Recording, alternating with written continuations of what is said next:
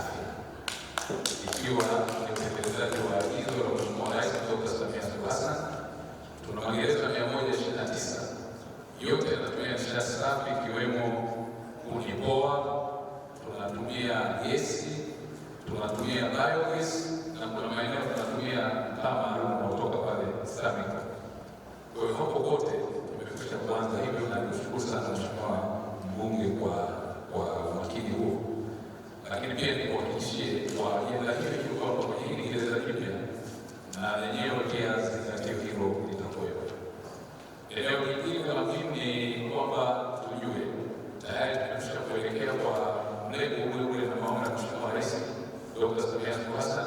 Tumekwisha kuanza kutumia mahakama mtandao katika magereza yetu 129.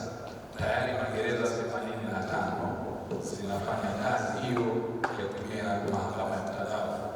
Inarahisisha gharama, inapunguza usumbufu na uchovu, lakini pia usalama kwa kiwango kikubwa sana cha askari wetu, vyombo vyetu, lakini pia wanafunzi wetu ambao ni wamaji ambao kwa lugha nyingine sema wafungwa. Wa magereza kuu la Msalala ni mfano wa sheria. Tunapongeza sana magereza. Hili ni jambo ambalo ni la mara ya kwanza kwa nchi yetu, kwa sababu vilivyomo ndani vyote vinaelezwa na wajumbe na kamishna jenerali katika mfano huu, vyote vimezingatia haki za binadamu. Ni gereza la kwanza la mfano Tanzania. Kwa hiyo tukiweza kulikamilisha kwa muda mwafaka, basi nafikiri na maeneo mengine wanahamasika na kuweza kufanya kazi nzuri kwa ajili ya taifa letu.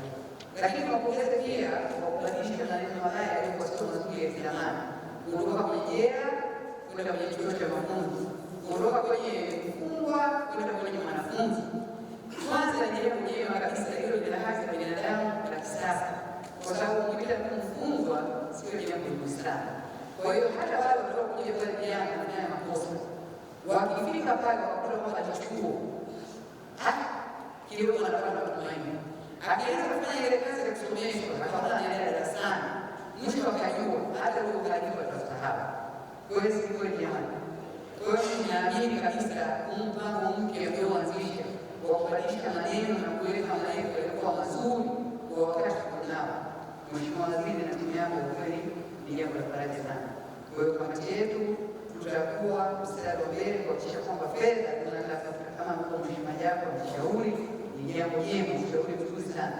Lengo hasa ni kuweka ufanisi katika utekelezaji wa majukumu yale ambayo tumekabidhiwa ya kuwarekebisha wanafunzi wetu, ya kuwabadilisha mienendo na tabia, ili wakimaliza vipindi ambavyo wanatakiwa kwa gerezani basi warudi kwenye jamii waweze kuwa na tija, watumie ujuzi waliopata katika kufanya shughuli halali ya kupatia kipato, lakini kubwa zaidi wasikulie kutenda makosa. Hapo ndipo tutakuwa tumechangia katika kuleta amani, utulivu kwenye jamii na jamii kuendelea kutekeleza majukumu ya kiuchumi na kijamii kwa maslahi ya taifa na maslahi ya jamii kwa ujumla. Mheshimiwa Mwenyekiti, naomba uridhie niwasilishe taarifa hii fupi kwa sababu jana ilikuwa imewasilishwa na mlishajionea hali halisi. Naomba sasa nirudishe kwako kwa ajili ya kuendelea na utaratibu unaofuata. Tumeambiwa kusoma maandiko yanasema moyo usio na shukrani ukausha mema yote. Tunaomba kwa dhati ya mioyo yetu tuwashukuru sana jeshi la magereza.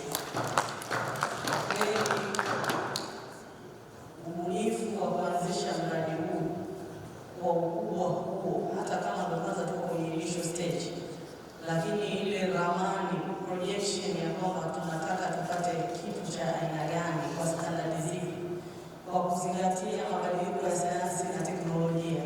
This is a big achievement tumewahi kushuhudia katika jeshi la magereza. Kwa hiyo sisi tunawapongeza sana. Tungekagua mradi, Mheshimiwa Waziri, tumeona pale kuna hadi mahakama ya kimtandao. Maanake baadhi ya watuhumiwa hawatakuwa na sababu ya kwenda mahakamani, kesi zinaweza kuendeshwa hapa jeshini. lakini pia tunaona kuna control room, yaani maanake mambo yatakuwa yanaendeshwa kidijitali. Kwa hiyo sisi tunawapongezeni sana kwa integrate technology katika ujenzi wa mradi huu, na tumefurahishwa pia kuona kwamba comprehensiveness ya mradi, kwamba mradi umekompeli vitu vingi sana, vitu ambavyo kwenye magereza mengine huwezi kuona. Kwa mfano, eneo la watoto limetengwa mpaka huduma za kiimani na vyumba pale vya kusali na vitu kama hivyo, lakini pia kuna eneo hata la watoto ambao wamezaliwa wazazi wao wakiwa ndani hapa, watumiwa wamekiwa maeneo yao pale very specific. Lakini tumeona pia VIP, nilikuwa naona machakanda na cheki, nasema kwa na sisi VIP tukiharibu tukakiuka sheria, siku moja tunaweza tukajikuta tuko hapa. Kwa hiyo this is the biggest achievement ambayo tumeiona sisi kama wajumbe wa kamati. Tunawapongeza sana wizara pamoja na jeshi la magereza kwa kazi hiyo kubwa na nzuri ambayo mmeanza kufanya. Mheshimiwa Waziri, lazima tuweke nguvu kubwa kwenye jambo hili, kwa sababu naamini mradi huu utakapokamilika huenda ukawa ni icon East Africa. Yaani naamini kabisa watu watatoka Kenya, Uganda waje wajifunze kilichofanyika hapa. Kwa hiyo sisi kama wajumbe wa kamati tutatoa ushirikiano wa kutosha kuhakikisha tunashawishi Wizara ya Fedha kutenga hizo fedha na hizo fedha zitoke. Lakini mimi ni shauri, kwa sababu mradi uko kwenye majengo, na nipongeze wazo la kujenga jengo moja moja. Mimi bahati nzuri nimekuwa mkuu wa wilaya. Tuna changamoto, fedha zikiletwa tunajenga majengo Uhuru, alafu mwisho wa siku unakuta hakuna hata jengo moja linalofanya kazi. Kwa hii approach tunayotumia kujenga jengo moja naenda kujenga nyingine itasaidia mradi utakapokamilika haya majengo yaweze kutumika, kuliko kutafakari fedha kwenye majengo 11 alafu mwisho wa siku hakuna hata jengo moja lililokamilika. Kwa hiyo approach tunayotumia na napongeza sana, kama unajenga jengo linaenda linasogea, unajenga nyingine linaenda linasogea, lakini sisi tunaomba tujue priorities zetu, kwa sababu budget ya serikali ceiling yake haiwezi kukidhi matakwa yetu yote kwa mwaka. Kwa hiyo lazima Mheshimiwa Waziri, Kamishna mtuguide, wala sisi tunatamani mwaka huu fedha tukamilishe jengo X, na sisi kama kamati tupambane kuhakikisha fedha za jengo hilo inapatikana. This is very important, kwa sababu mwisho wa siku sisi tunaomba hela nyingi wakati uwezekano wa kupata hata kiasi ikashindikana. Kwa hiyo mtatuguide kwenye taarifa yenu kwamba kama mradi una majengo 11, priority administration block namba 2 na nati namba 3 hivi, na sisi pia kama kamati tutaliassess kwamba tumefanikiwa kwa kiwango gani. So this is very important. Tunaomba sana mtuguide kwenye priority ya structure za majengo ambayo nadhani tunaanza nayo ili tuweze kupiga hatua. Eneo la pili, Mheshimiwa Waziri, kwenye wasilisho la mchoro tumeona pale kutakuwa na viwanda, na wapongezeni sana, biggest milestone, kwa ukiachana na huduma za urekebishaji, lakini kutakuwa na viwanda kwa ajili ya vijana kuzalisha. Sasa mimi niombe Mheshimiwa Waziri, wewe ni kijana sana, Mheshimiwa Dkt. Samia ametenga bilioni 200 kwa ajili ya kuwawezesha vijana, na hii miradi ya viwanda inakuja kuwasaidia vijana, lakini pia itasaidia kupata products ambazo zinazalishwa hapa magereza, na zinauzwa hapa na maeneo mengine. Kwa nini tusiombe kwenye zile fedha bilioni 200 tukapata fedha tukajua kwamba plani hapa kwenye mchoro tunataka viwanda vingapi na viwanda hivyo vinahusika na kuzalisha vitu gani, tujue budget ya vile viwanda tutaziombea kwenye bilioni 200, kwa sababu mwisho wa siku viwanda vitakavyojengwa hapa, asilimia kubwa watakaokuwa hapa vijana watakuwepo wakina mama. Kwa hiyo badala ya kusubiria ile siku kubwa la serikali kuu, sisi tunajua fedha zipo na huu ni mradi wa kimkakati, tuziombee specifically kwa ajili ya eneo la viwanda. Na mimi niombe kwenye design ya viwanda tuweke processing plants, sio tuzalishe tu malighafi alafu tubaki tu na roho. Hapana, tunataka final products zizalishwe hapa, na sisi tuna malalamiko makubwa. Kwa nini bidhaa ambazo zinaweza kuzalishwa chini tushindwe kuzalisha? Mheshimiwa Waziri, toothpick, sisi tunaongoza kwa kuzalisha mbao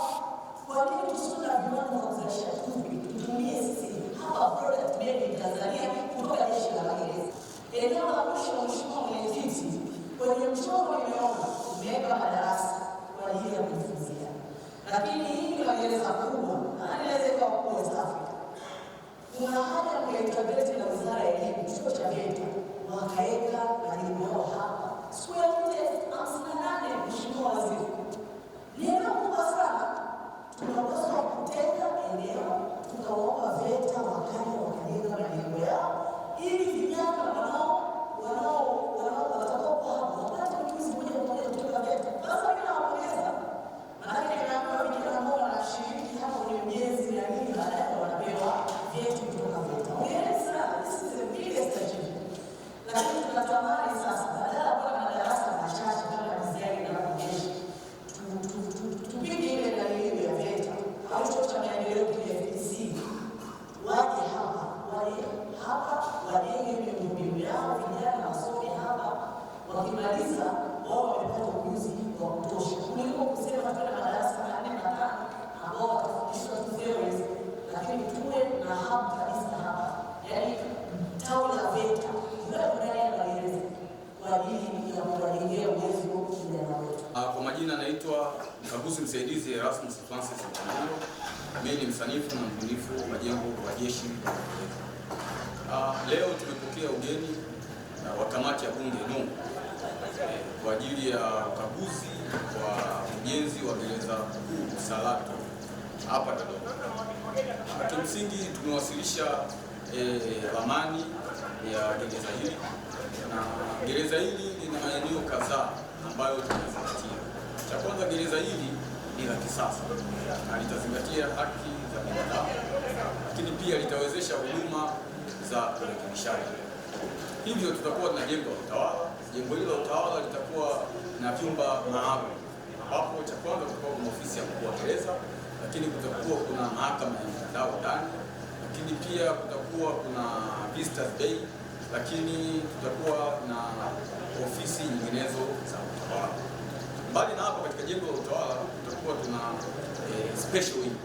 Hii ni wing ambayo ni maalum kwa ajili ya kuhudumia makundi mbalimbali maalum pindi watakapokutana na kadhia. Lakini pia hii ni sehemu ambapo tunaweza kuhifadhi viongozi endapo watakinzana na sheria. Kwa kuna sehemu muhimu kabisa ya kuwapa. Mbali na hapo, tutakuwa tuna jengo letu sehemu ambayo ni ya kiwanda.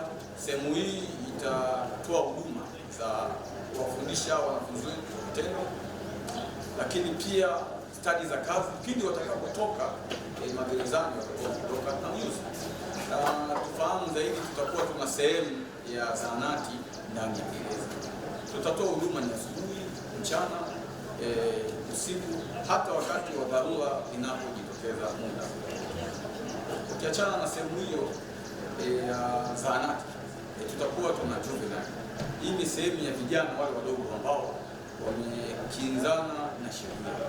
Kwa tutawapa huduma, na kutakuwa kuna madarasa, kutakuwa kuna vyumba vya ibada kwa Waislamu na Wakristo, lakini pia kutakuwa kuna sehemu yao ya kupumzika na kutakuwa kuna sehemu ya wao kufanya mazoezi.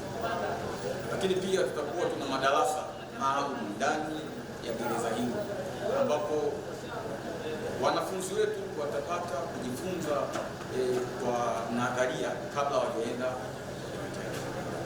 Lakini pia tutakuwa tuna sehemu ya wale wenzetu ambao wamehukumiwa na mahakama kutumikia kifungo chao na kuchukua magerezani au ni convict. Kwa hiyo wenyewe watakuwa na sehemu zao za ibada, tutakuwa na sehemu zao za madarasa kwa ajili ya kujifunza, na watakuwa na sehemu zao za kufanya michezo ama mazoezi. Lakini tutakuwa tuna hawa wazuiwa pia tunawatengea nafasi yao katika gereza hilo, na vile vile tutakuwa tuna jiko. Hii jiko manake ni sehemu ambayo tumeiandaa kwa ajili ya wale wanafunzi wote ambao wao kazi yao itakuwa ni kuwahudumia wenzao katika swala zima la chakula, huduma za msingi kabisa, mojawapo ni chakula. Kwa hao watakuwa na sehemu yao na mabweni yao ya kulala mule mule, lakini pia watakuwa na sehemu zao za kuweza kupumzika mule mule. Kazi yao kubwa ni kuwahudumia wenzao katika masuala. Mbali na hapo, kutakuwa na sehemu za ibada kwa Waislamu na Wakristo, ikizingatiwa sehemu mojawapo ya urekebishaji ni katika masuala ya dini na imani. Kwa hiyo sehemu hii tumeona ni msingi zaidi, na penyewe kuunganisha katika gereza yetu pindi itakapokamilika. Lakini pia tutakuwa na sehemu ya wenzetu ambao wamehukumiwa kutumikia adhabu ya kifo. Hawa ni condemned. Watakuwa na sehemu za michezo, watakuwa na madarasa, watasoma Kiingereza, lakini pia kutakuwa kuna vyumba vya ibada maalum kwa Waislamu na Wakristo. Na mbali na hapo tutakuwa tuna sehemu ya wanawake. Sehemu ya wanawake ni sehemu muhimu zaidi ambapo pia tumezingatia, na kutakuwa na huduma maalum, hususan huduma ya mama na mtoto ndani ya gereza. Tukumbuke kwamba tunakutana na makundi ya aina mbili ya watoto ambao wanaingia.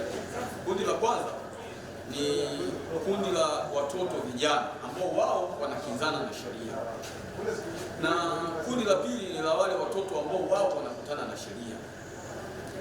Hao wanaokutana na sheria, maana yake yawezekana wazazi wao walihukumiwa wakiwa ni wajawazito, lakini pia yawezekana kwamba wameambatana na wazazi wao baada ya wazazi wao kuwa wamehukumiwa kutumikia vifungo wanapokuwa gerezani. Baada ya hapo tutakuwa na sehemu za michezo ambapo tutakuwa kuna viwanja mbalimbali kama football, basket pamoja na kadhalika. Lakini pia tutakuwa na ngome kubwa kwa ajili ya usalama wa kuwalinda hao wanafunzi wetu dhidi ya maadui kutoka nje au wao pia wasiweze. Na coverage yake ni square mita 58,200, takriban sawasawa na ekari 14.38.